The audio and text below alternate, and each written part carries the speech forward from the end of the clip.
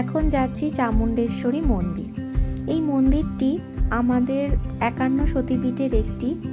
এখানে মা পার্বতীর চুল পড়েছিল। তো দেখো, এটা হলো মন্দিরের এন্ট্রান্স, অনেকটা তারাপীঠের মতন লাগছে। তো এই হলো মন্দির। এখানে একটা 30 টাকার আমরা টিকিট কেটে নিয়েছিলাম, তাতে আমাদের বেশিক্ষণ দাঁড়াতে হয়নি লাইনে। 30 টাকার একটা লাইন এবং 100 টাকার একটা লাইন হয়।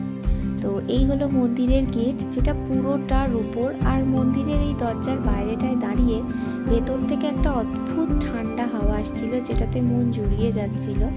এই হলেন মা চামুণ্ডেশ্বরী। তো এটা দেখার পর দেখলাম এই যে একটা ভিউ পয়েন্ট ছিল, এখানে মাইশোর শহরটা পুরো ভালোভাবে দেখা যায়। এখানে একজন কাকু বিভিন্ন মূর্তি বিক্রি করছিলেন ছোট ছোট, সেগুলো দেখার পর চলে এলাম এই গভর্নমেন্টের দোকানটাতে, সিল্ক এম্পোরিয়াম।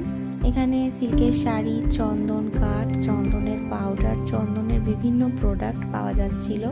তো কয়েকটা শাড়ি দেখেছিলাম, যেমন এই প্রথম শাড়িটার দাম ছিল 30,000 টাকা। এগুলো পিওর সিল্কের ওপর ছিল। তার নিচে এইটা ছিল 6,000 টাকা।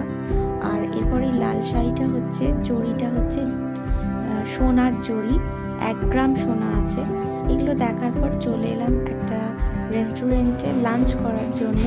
সেদিন লাঞ্চ করেছিলাম মিক্স ফ্রাইড রাইস, তারপর পান খেয়ে দুপুরটা শেষ করেছি।